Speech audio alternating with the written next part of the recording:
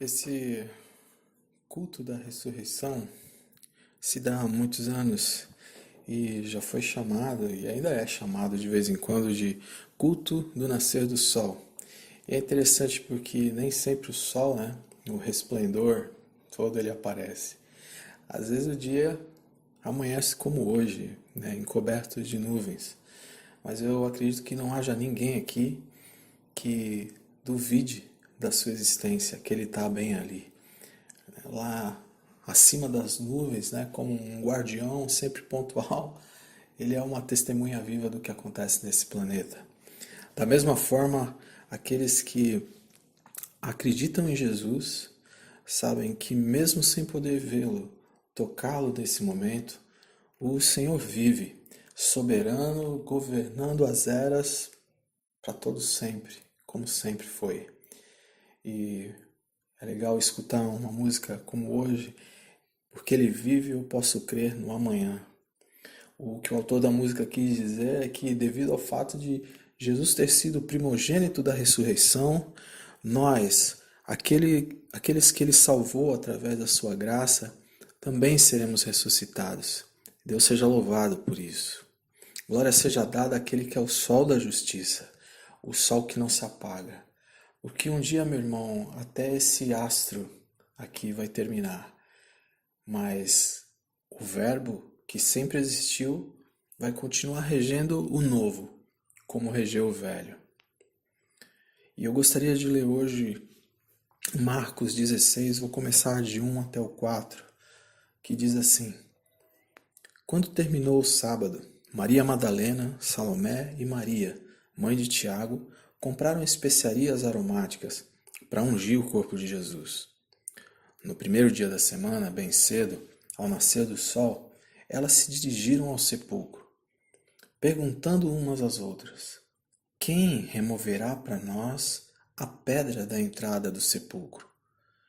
Mas quando foram verificar, viram que a pedra, que era muito grande, havia sido removida. Então, a semana comercial israelense, diferente da nossa, por exemplo, vai normalmente de domingo até quinta. Sexta e sábado é o final de semana deles. Israel é um país judaico, lógico, ele guarda o sábado. Só que o dia israelense também não começa como o nosso, ou seja, logo depois da meia-noite. O dia começa no momento em que anoitece, né? Portanto, ele termina, assim termina o dia anterior. O que significa dizer que o Shabá, né, o sábado deles, começa no final da sexta-feira. Mas como os trabalhadores precisam de tempo para chegar em casa, isso acaba acontecendo mais cedo. Eles trabalham mais ou menos até as 3 horas, porque eles têm que sair correndo, porque fecha tudo realmente, absolutamente tudo.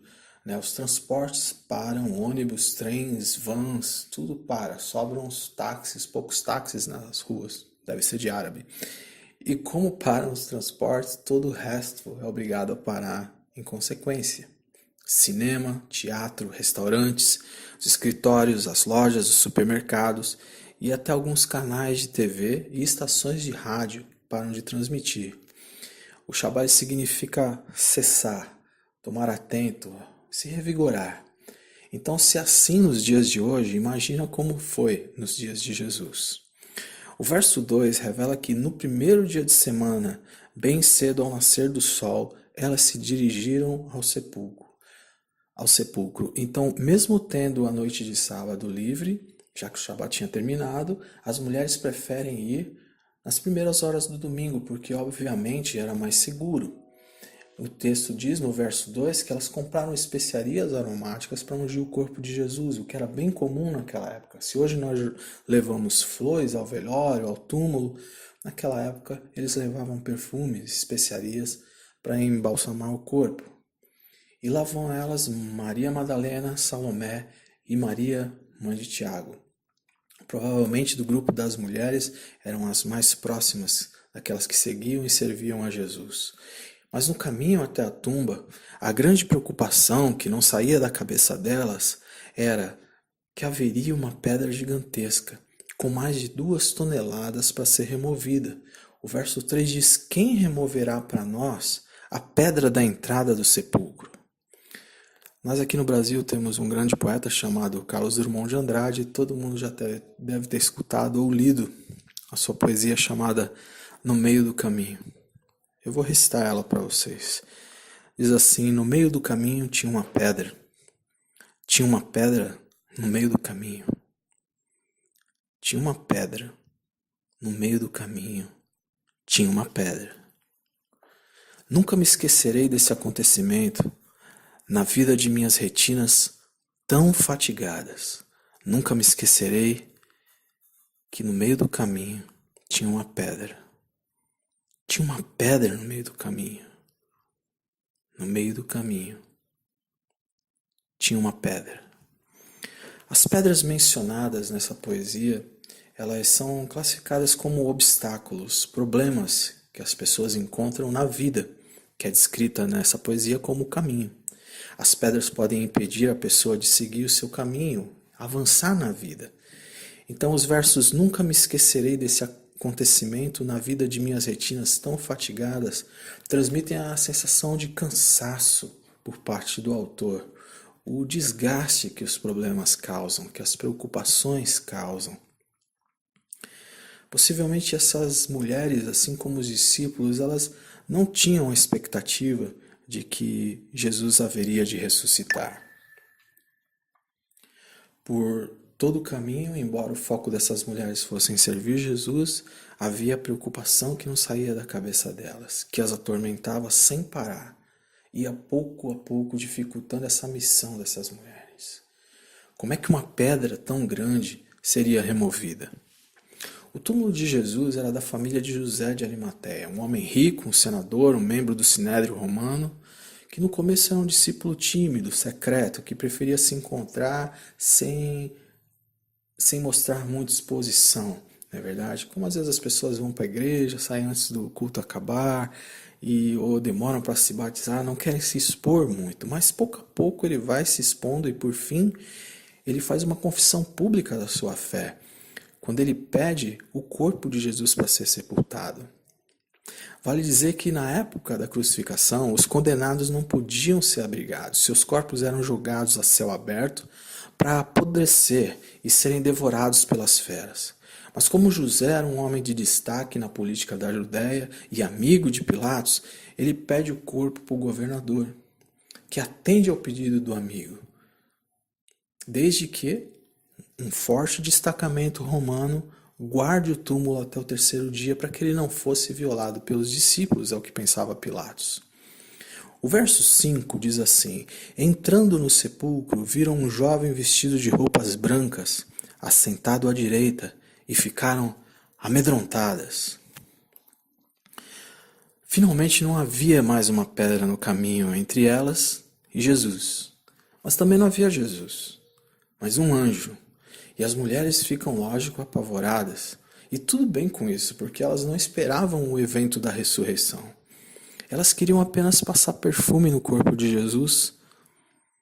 E o que vinha incomodando elas pelo caminho era a remoção da pedra. Então, quando chegam lá, não tem mais pedra, mas um sujeito cuja aparência reluzente fala com elas. Então, pior ainda do que aconteceu com elas foi o que aconteceu com os guardas. O texto paralelo de Mateus 28 nos conta que e eis que sobreveio um grande terremoto, pois um anjo do Senhor desceu do céu, e chegando ao sepulcro, rolou a pedra da entrada e assentou-se sobre ela. Então, assim como houve um terremoto na morte de Jesus, houve um outro terremoto na ressurreição de Jesus. A terra treme como se fosse uma trombeta, para mostrar primeiro que não suportava ver o sofrimento do seu Criador. E agora, para mostrar que ele não poderia ser detido nela. Jesus ia ascender realmente aos céus ressuscitado. Jesus ele podia ter removido essa pedra, pelo mesmo poder que o vivificou, mas ele preferiu que os anjos fossem testemunhas da sua ressurreição, assim como foram testemunhas da sua paixão. O estrondo, o tremor, a aparência sui generis dos anjos não fizeram só com que as mulheres ficassem amedrontadas, mas o exército fortemente treinado romano. Os romanos literalmente eles amarelam ali diante do ocorrido. O próprio texto de Mateus 28:4 diz: os guardas tremeram de medo e ficaram como mortos. Eles fingiram de mortos ali. A pedra não foi removida por causa de Jesus, mas pelos discípulos. Jesus tinha sido ressuscitado baseado num corpo humano, visto que o vendo a gente podia identificá-lo, mas ao mesmo tempo seu corpo era adequado para a eternidade, como vai ser o nosso. João 20:19 diz que quando os discípulos estavam reunidos a portas trancadas depois da morte de Jesus, com medo do que podia acontecer, ele se pôs no meio deles. Portanto, o corpo de Jesus, embora humano, ele também recebia uma adequação para a eternidade, de forma que ele podia transpor a matéria e ao mesmo tempo se tornar palpável. Então nós podemos entender que Jesus não estava do outro lado da pedra, gritando: me tirem daqui, me tirem daqui. A pedra não foi retirada para Jesus sair, mas para que os discípulos pudessem entrar e atestar realmente a sua ressurreição. O verso 6 diz: não tenham medo, disse ele. Vocês estão procurando Jesus o Nazareno, que foi crucificado. E ele ressuscitou. Não está aqui. Vejam o lugar onde o haviam posto. Existe uma diferença entre ressuscitado e ressurreto.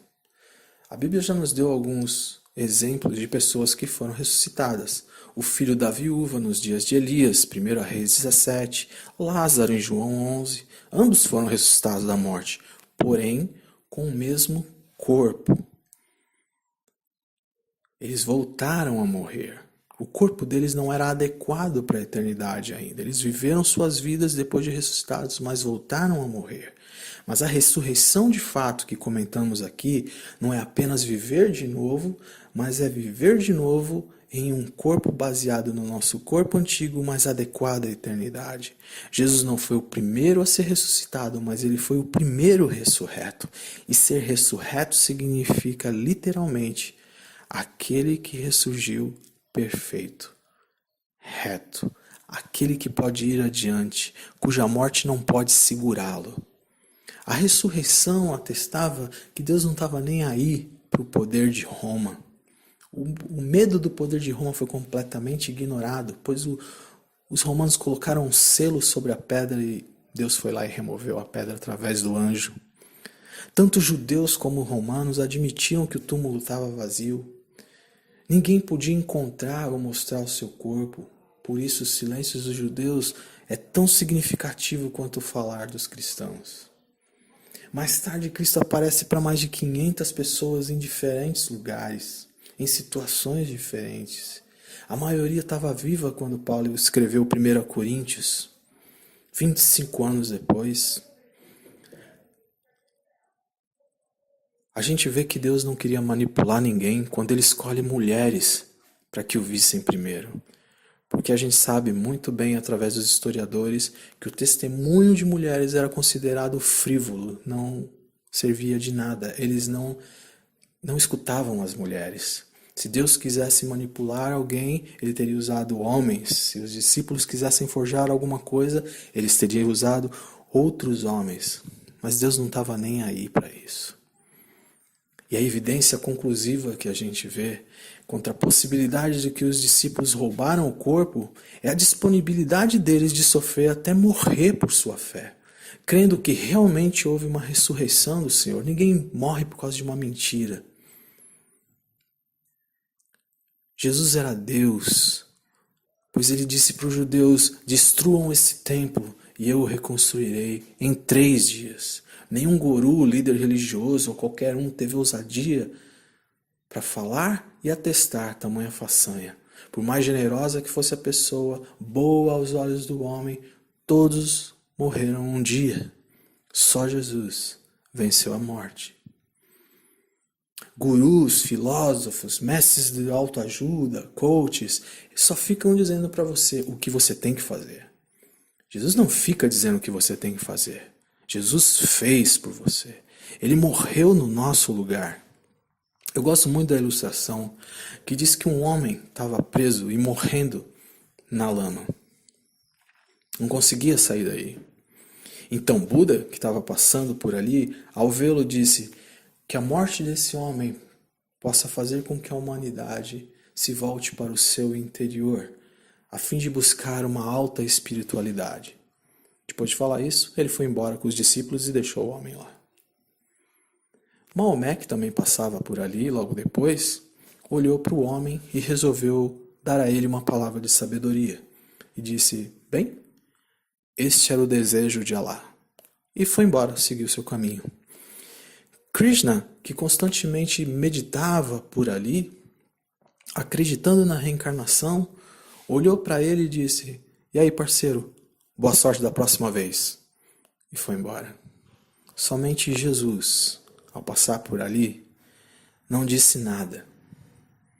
Ele entrou na lama, afundou até que o homem pudesse se apoiar nele e ser salvo, e ficou no lugar daquele homem. A própria igreja um dia perdeu esse conceito. Martinho Lutero, que era um homem completamente atormentado pelo peso da lama dos pecados, não deixando viver, vivia num lugar mais propício para se santificar. E por mais que confessasse, escrevesse seus pecados no papel, pedisse perdão, cumprisse todas as penitências, a sua mente sempre lembrava de algo que ele tinha esquecido. Outro pecado. Lembra daquele ali? E ele ficava naquela lama, naquele desespero. Até que ele leu os escritos de Paulo. Prestou atenção no que Paulo estava dizendo e o Espírito Santo trouxe paz ao seu coração e liderou ele a fazer a reforma protestante. Martinho Lutero descobriu algo que nós precisamos saber. De que a verdade é que Jesus ele não é um Moisés. Jesus ele não é um legislador. Ele é um salvador. Nós vivemos por essa fé que se consolida e se apoia em sua ressurreição. Por se a crucificação é o pagamento da dívida, a ressurreição é a nossa nota fiscal. Mas para aqueles discípulos naqueles dias, o que mais os entristecia não era a questão do pagamento dos pecados. O que mais eles sentiam falta era do amigo, do líder, do mestre, aquele que multiplicou os pães, aquele que andou sobre as águas, que acalmou a tempestade, aquele que, não importando as dificuldades, estava sempre à disposição. A alegria deles, da presença de Jesus, tinha dado lugar à preocupação, como daquelas mulheres que durante todo o percurso se perguntavam como é que nós vamos mover aquela pedra, sem saber que a mesma já tinha sido removida, porque o seu Salvador já estava vivo. E hoje, nessa manhã, talvez o seu coração esteja como o daquelas mulheres, naquele domingo pela manhã. Você veio buscar o Senhor, você está fazendo certo, porém tem uma pedra no teu caminho, uma pedra gigante que você não sabe como vai fazer para movê-la do lugar. Como é que eu vou passar por isso? Como é que eu vou superar essa situação? Como é que eu vou fazer com o meu casamento, o meu trabalho, o meu ministério, a minha saúde? Mas a boa nova que esse texto nos traz é que Jesus, ele já removeu a pedra. Ele se importa conosco. Ele morreu por nós. Ele nos ama de uma maneira que nem nossos pais poderiam amar. E essa foi a lição que aquelas mulheres aprenderam naquele dia. Elas passaram muito tempo preocupadas em como remover aquela pedra. Assim como muitos de nós gastamos muita energia, tempo e saúde, preocupados em como resolver determinada situação. Esquecendo que Jesus disse que quem de vocês, por mais que se preocupe, pode acrescentar 1 hora que seja à sua vida. Melhor, em vez disso, transformar todo esse foco em buscá-lo. Pois ele também disse: venham a mim, todos os que estão cansados e sobrecarregados, e eu darei descanso a vocês. Tomem sobre vocês o meu jugo e aprendam de mim, que sou manso e humilde de coração, e vocês encontrarão descanso para suas almas, pois o meu jugo, ele é suave, o meu fardo, ele é leve. Ainda que os nossos problemas, as nossas preocupações, a nossa pedra seja prática, seja material, ele nos fala em Mateus 11, não busquem ansiosamente o que hão de comer, de beber. Não se preocupem com isso. Pois o mundo pagão lá fora é que corre atrás dessas coisas. Mas o Pai sabe que vocês precisam delas. E o que a gente deve fazer? Busquem, pois, o reino de Deus, e essas coisas lhes serão acrescentadas. E ele nos diz carinhosamente: não tenham medo, pequeno rebanho, pois foi do agrado do Pai dar-lhes o reino. Que nós hoje possamos fazer coro à consciência daqueles discípulos que descobriram naquela manhã de domingo que o Senhor já havia cuidado de tudo por eles. Deus abençoe.